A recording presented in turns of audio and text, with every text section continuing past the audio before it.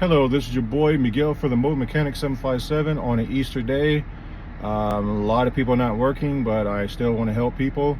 Wonderful couple had a 2004 Grand Am, and the vehicle was no crank, no start except a click. They replaced alternators, they replaced starters, they replaced a whole bunch of stuff that wasn't necessary for 2 weeks straight, and then they messed up the security system. We came in, did the diagnostic, reset the security, and then on the positive wire on the starter, there's two of them on the positive and there's one on the ignition. One of the wires wasn't connected. So he was very upset with himself that he had to replace all that stuff and wasted money. But I told him just to get a diagnostic next time and to understand that even I or any mechanic, we're human beings. We make mistakes. Don't beat up on yourself. But once you can't figure out what it is, all you need to do is call a professional, do a diagnostic.